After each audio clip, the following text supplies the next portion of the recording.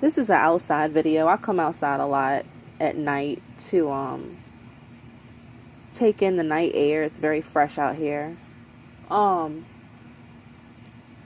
had a couple of quick thoughts.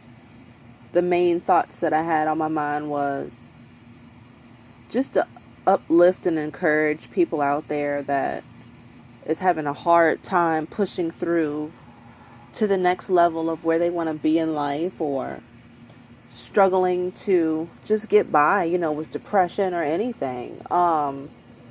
Just keep going. That's all I can say is just keep going. It's going to feel like you're just going through the motions sometimes in life. That happens to us all, because life sometimes feels a little bit robotic.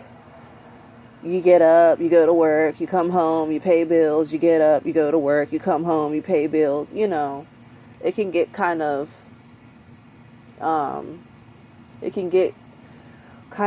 what's the word I'm looking for? It can just be routine. And it can cause depression. Living every day sometimes can just be like, is this all it is to life? Is just to work, come home, and that's it? And it's like we pay bills until we die. No, life is much more than that. When you start to get to the point where you have spiritually awoken and you start to see life for what it is, you start to know your purpose in life. Even if your purpose is just to be a mom, or just to be a dad, or just to be someone's grandmother, or a sister, or a brother, it is a purpose. But also your purpose is not just to be there for everyone else. The main person that you need to be there for is yourself. I never had a problem with being alone, because I always felt full in myself.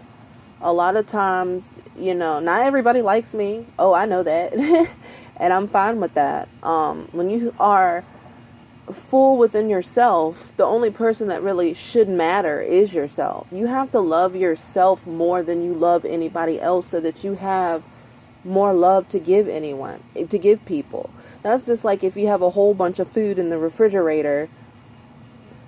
If you don't have food in the refrigerator, who are you going to give food to when they come over to eat? You don't have anything for them to eat because you ain't got no food. So if you are satisfied within yourself, you don't care what other people think about you, or how they act, or how they turn their nose up at you, that is a step towards spiritually awakening. That is a step towards success. That's the main step. A lot of people stay in a bind because they're so worried about being in a group and what's everybody doing, and always having to have people around them at all times. But when you have people around you at all times, you really can't grow. It's almost like having a pot of too many flowers. If you have a pot of too many flowers growing, as beautiful as they are, some of the flowers are just going to be moving towards the end of the pot, and they're just going to hang over the pot. They're going to be droopy. They're not going to be strong. The other flowers aren't going to hold them up. You got to hold yourself up.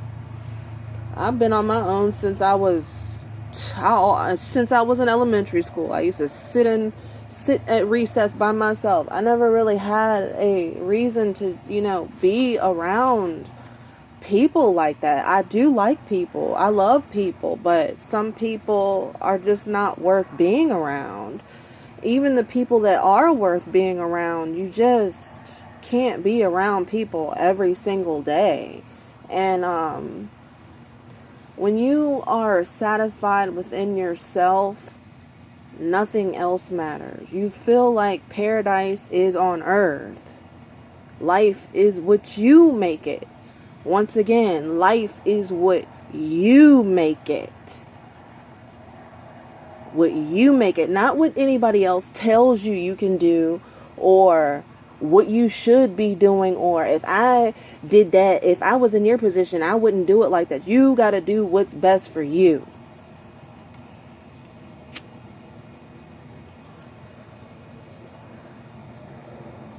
I absolutely,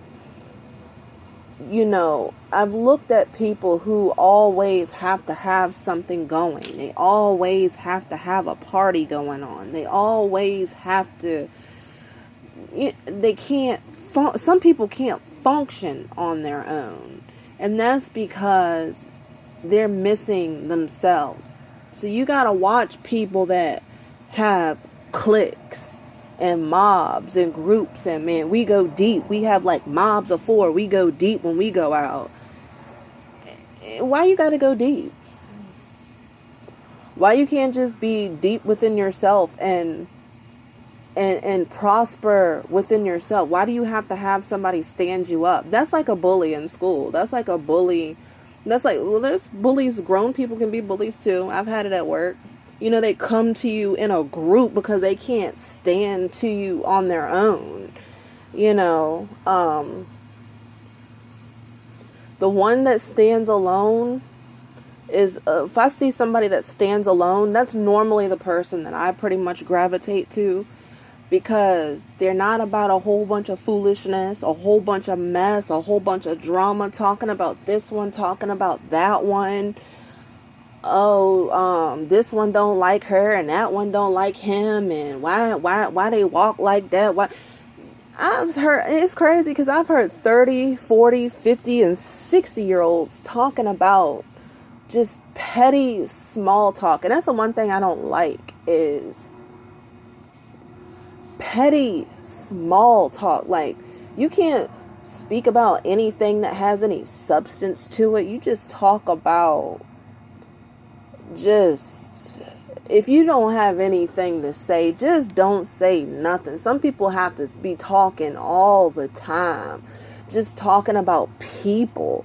You gotta watch people who talk about people all the time. You gotta wonder, like, they talk so much about people. Is anything they're saying even true? Why they don't talk about themselves? Why do they talk about everybody else? It's because they don't have anything to talk about themselves, because they ain't nothing. If you don't have anything to talk about, then you ain't nothing. If you can't talk about, how the day is, or you can't talk about the pandemic that's going on, or how about uplift one another, or smile, or can I help you with something? But you constantly have to be talking about how to one up this person, or I got to get this money, or I got to do that. Okay, you got to get this money, but why not keep that mindset in your head? Why do you have to talk about it? Why do you have to talk about, let's get this money, or I got to get this money? Why not just do it? Everything that you think, you really don't have to tell everybody or say, or sometimes when people talk like that about their ambitions and their success, a lot of times they ain't gonna do shit about it. They just want to talk about it, to make themselves feel better in other people's eyes. I used to hear people at work come into the break room, man. And a lot of it, y'all gonna hate me for this, but I don't care. A lot of it is surface level mentality with a lot of black people. Oh yeah, there's white people that have surface mentality, but I'm black, so we're gonna stick to the black issue. A lot of black people are only interested in the newest Jordans, the newest iPhones, and the newest everything. You got the newest everything, but have you put any money into your child's account for college? I mean, your kid may be wearing Jordans and may have the flyest hair for school, but what do you actually put away for your child for the future? What else do you have that's actually substantial other than shoes? And I mean, it's just so surface minded, I remember one time I went to work. It was such a plantation like job, and it was all black people that worked in my department. It was one white lady that worked in there, but it was one white lady, but she was very, very part-time. No, it was two white people. One that just pretty much snitched on everybody what they were doing on the days, on certain people's days off, and reported back to the manager. She had her issues there. But anyway, it's disgusting how black people are divided, because it got to the point where I would just, try to limit my time around certain people at work. So I would move, and then they want to know, well, why you don't want to be bothered with us? Oh, nothing. Just, enjoying my break enjoying my lunch break. It got to the point where they were like, if you was a slave, you'd be the field slave, and this one would be a field slave. I mean, you would be a house slave, and this one would be a field slave, and this one. What kind of black people would put people in that box of back to slavery from, oh, you'd be a house slave, but this one would be a field slave? Who even speaks like that? Like, are you ranking it like it's any better to be a house slave, or it's any worse or better to be a field slave? I mean, slavery in general is horrible. I feel like a lot of black people are still enslaved in their own minds, because it's just want handouts and what they can get for free. Yes, the government does definitely owe us a whole lot of things for free, but in our own community as a whole, with us together, we should be uplifting people and not bringing people down. That's why I just decide not to really be bothered with people for real, and just worry about myself and my internal family that I have, my external family that I have living here at home. But I really don't worry about anybody else, because I feel like this whole black community colorism, if you want to call it colorism, or jealousy with certain black people, when it comes to people shooting people over a pair of sneakers, or people shooting people over an iPhone, or it's just horrible. It's just so horrible. There's so many more things I wish that black people could get together as a whole and support each other. But it's true, black people really, we're the worst when it comes to supporting one another. We're the worst when we're trying to get things going for ourselves. You find out who your friends are real quick when you try to better yourself.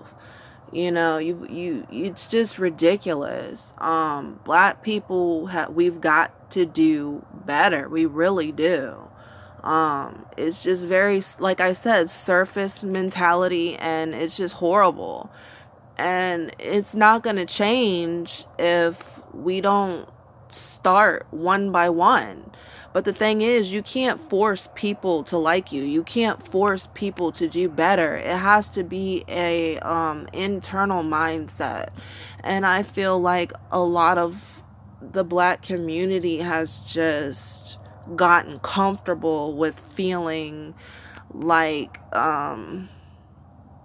social media and Instagram likes and trying to have this car and trying to look this way, and that's like the only thing that we can really worry about is looks, and that's about it, just pretty much on the outside. But do we really have? Because a lot of rappers might wear gold chains, but a lot of that is rented. A lot of rappers may have nice cars, but a lot of that's rented. A lot of rappers don't even have beds. They sleep on mattresses. It's like they sell their soul to the white man just to be able to, just to be able to look like they have nice things, It's so surface. That's just not the kind of person I am. I just don't agree with surface level things. I mean, it's okay to look nice, but that should not be your main, priority. It should not be the substance of your whole family household, is to just look a certain way. I remember I used to work at 7-Eleven, and the Arabic guy had asked me, he says, do all black people have Jordans and nice shoes and fancy clothes but pay with an EBT card and don't have money on the EBT card? And I says, to be honest, I remember his name was Robert. And to be honest, I said, to be honest, Robert, I'm going to tell you how it is. A lot of black people do wear fancy clothes, and I've noticed it too, pay with an EBT card and don't have money on the EBT card, because they're just, a lot of black people are surface level. There's a lot of white people out there that have more than a 6-figure income and don't have fancy cars, wear the same off-brand polo shirt every day and some old shoes, but guess what? They got a 401k, they have multiple accounts, and they got a will so that when they die, their kids will be able to have something. And I just feel like a lot of black people, we just live beyond our means. You know, it's just sad. And then want to know why we can't get anywhere. And it's because you're not getting anywhere because you're not putting your money where it's supposed to be. You're putting it on eyelashes.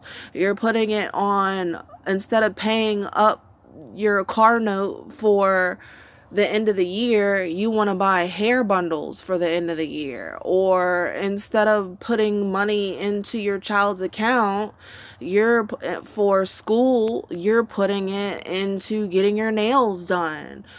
I mean, it's just so surface. We want to look good, but we just don't. I mean, we should have other priorities other than that. If you can't afford it, don't buy it. If you have to wait till the next paycheck to get something, don't buy it. Obviously, you cannot afford it. I just wish that black people could just stick together. If we stopped going to the nail salons, if we stopped doing a whole lot of things, a lot of other cultures would not be able to profit off of us. So I just wish that we could support more black-owned businesses and build an empire within ourselves. But it's been years and years, and it's like we haven't gotten anywhere because of jealousy, pettiness, and surface level material things. You know? And I feel like a lot of people just, it's not even just racism on black and white issues. It's also colorism. This one's blacker than you, and this one's lighter than you, and I like this red bone, and I like this dark chocolate. I mean, it's just ridiculous. It's just so, once again, surface level from what you can see on the outside. You know? Well, that's the end of my thoughts. And it bothers me a lot. It bothers me a whole lot. Not that white people can be any better. I mean, I've had white, black, Hispanic friends and Asian friends. And to be honest, people are people. But it's just sad when in your own community, you get a lot of hate. You get a lot of separation within families. It's just ridiculous. But only thing you can do is just work on yourself and prosper for yourself so that you have a lot more love and a lot more growth to help spread to other people that you really care about. Good night.